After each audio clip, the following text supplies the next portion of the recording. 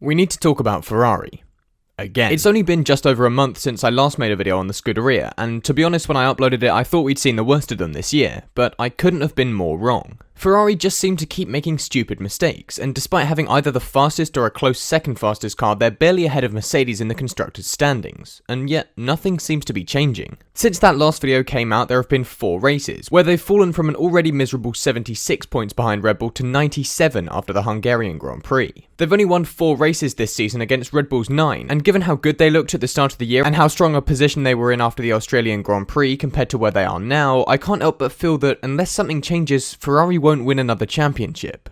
I mean, like, ever. So let's pick this video up where my last Ferrari one left off. If you haven't yet seen that one, I'll link it in the description and the top right hand corner of this video. After a drought of 6 winless races ending in Canada, it was finally Ferrari's turn to win something again, but in typical Ferrari form they still had to get something wrong. Credit where it's due, Carlos Sainz getting pole was very impressive, and he fought Verstappen off very well at the second race start to keep the lead. However, even though Sainz was in the lead, he wasn't as fast as Leclerc with the broken front wing. Ferrari took forever to realise this, and so Hamilton caught up a little to the two before they were swapped over. The bigger mistake from Ferrari though was leaving Leclerc out on hard tyres at the safety car restart, meaning he couldn't really fight anyone around him, and so he dropped from a potential first place to 4th at the flag. This was a huge missed opportunity for the team, as Verstappen's issues with debris in the car presented an opportunity for Leclerc to claw back 20 points on him. However, he ended up only taking back 6. Austria presented a rare win for Leclerc, but not before Carlos Sainz's car exploded. And usually when I say someone's car exploded on this channel, I mean it just broke down in some way, but in this case I genuinely mean the car exploded.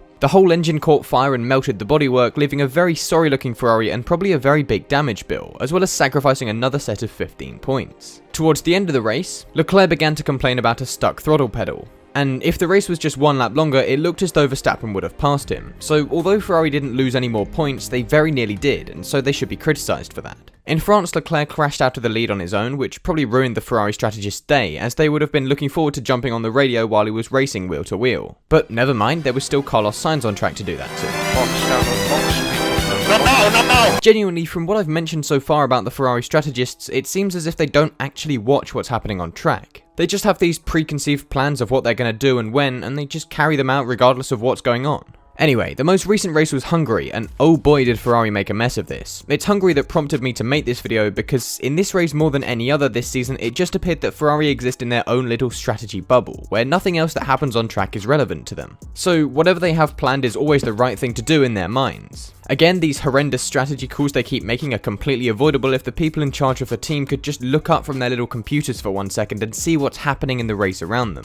So, what happened exactly?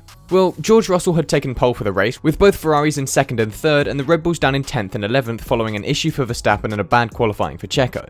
On lap 21, George came into the pits to take off his soft tyres, and then for some reason Ferrari pitted Leclerc to cover him off, even though they were on a totally different strategy. Later in the race, Leclerc explicitly told the team he wanted to extend his stint on the mediums so that he could go on to softs at the end of the race, and although he did get his wish of finishing on softs, he had to do it the Ferrari way. Now, both Alpines had jumped onto the hard tyre earlier in the race and really struggled, so surely the right call from Ferrari would be to avoid the hard tyre at all costs. So naturally, they put Leclerc on the hards. As a result, Max had no trouble at all passing him on used mediums, and in fact the hard tyres were so bad that even after a spin he had the pace advantage on Leclerc and passed him a second time. Russell was next to pass Leclerc, and so on the following lap Ferrari pitted him for softs, as he had originally asked for after just 6 laps on the hards, which was such a waste. Surely they could have taken the mediums just 6 laps longer. This left him running 6th, having been 1st before he put the hards on. And while this was all going on, Max Verstappen, who'd started 10th, was in the lead. Now, I'm not in any way denying that this was a great drive from Max and an even better set of strategy calls, but without Ferrari fumbling the bag so badly, Max should never have been in the lead. Leclerc drove so well this race, as he has been doing all season, and yet Ferrari and their inability to see the situation ruined any chance of getting a race win, and in doing so gifted Red Bull another victory, seeing them move even further away in the championship. And to make things even worse, Mercedes are now only 30 points behind Ferrari. On the speed of the car alone, Mercedes are miles away, and yet because they haven't been blundering around like a bunch of school kids who accidentally found themselves sitting on a pit wall, they've been able to consistently score points in every race, even without a race win under their belt. In fact, Lewis Hamilton has scored 6 podiums this year while Leclerc has only scored 5.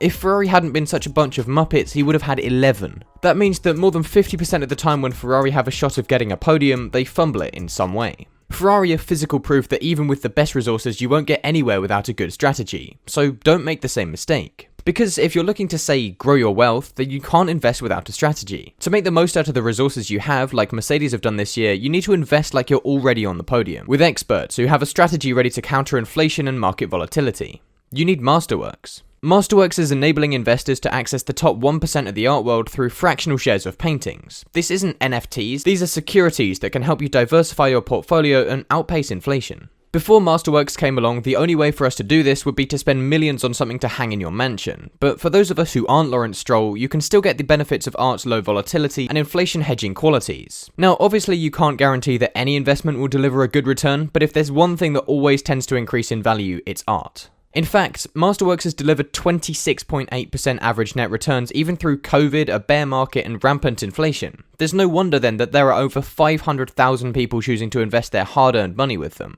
Now, with something as lucrative and popular as Masterworks, there is a waiting list. However, you lovely lot can get priority access to skip it just by clicking the link in the description.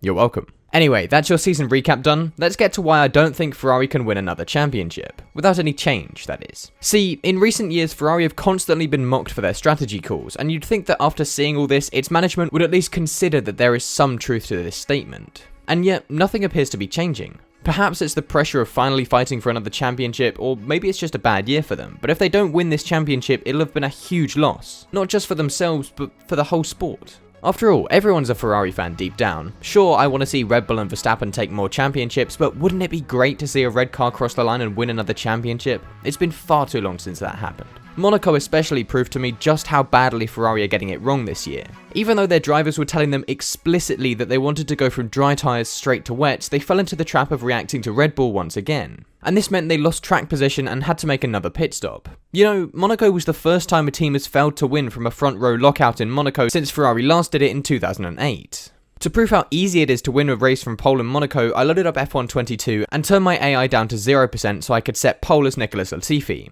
I then turned it back up again to a difficulty higher than what I usually use and still won the race. If I can do it on a controller with the slowest car, then why couldn't Ferrari do it with all the money in the world and the fastest car? Anyway, there's no point complaining about the past. Let's talk about what's actually going wrong within the team at the moment. The first port of call for issues at Ferrari has to be Mattia Binotto. Now, it'd be wrong to say that Binotto is directly at fault for the car's reliability or his team's inability to think of a good strategy. However, it is very much his job to figure out how to solve the problems Ferrari are facing, and at the moment it doesn't seem like he's doing that. All the interviews he's given after a bad race have seemed to direct blame away from the team, even if it is directly their fault that something went wrong. For instance, in Hungary, he claimed the reason they didn't win the race was because the car wasn't as fast as it was on Friday, and although there was some truth to that statement, Christian Horner himself said that Ferrari gave Red Bull the win. Of course, I don't know the full story, and maybe there's some intense investigation going on behind closed doors that Binotto is leading, and I hope that's the case. I'm sure a lot of you have more to add to the Binotto thing, but I don't want to go after one person just for doing his job. I'll leave that to Twitter.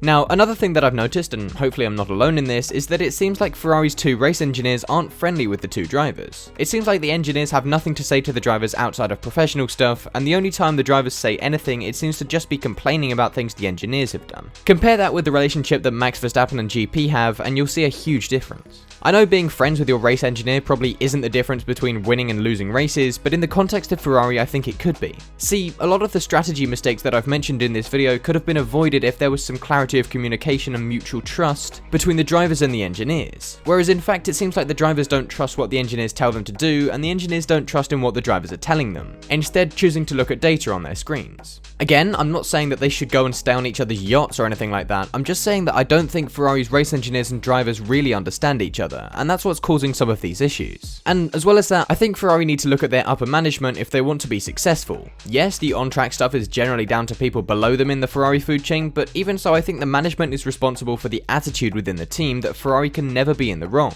Having listened to those interviews from Mattia Binotto, most of them have been along the lines of, "This is why we didn't do well today," rather than "we needed to do better today." But while the team principal and the race engineers should take a bit of the blame, there's only one man who should urgently be replaced at Ferrari, and that's their chief strategist, Ignacio Rueda. Honestly, I was surprised to learn that Ferrari even had a chief strategist, because strategy seems not to be something that Ferrari think about. For Ferrari, it's very much a case of if the car is faster than everyone else's, then they win, but if they have to fight for the win in any capacity, then they don't. When was the last time you remember Ferrari making a strategy call that turned out to be a good one? I know I said I don't like to go after someone for doing their job, but if you're the chief strategist and the one thing that people always associate your team with is bad strategy, then I'm sorry, but I think you should start looking for other jobs. The fact the 2022 car is so good is proof that Ferrari are still a team capable of winning championships. So if they get themselves a real strategist and maybe think about replacing the race engineers and team principal, then I'm sure they'll get back to where they should be in Formula 1, the front. If things stay the same, however, then I don't think Ferrari will ever win another Formula 1 World Championship.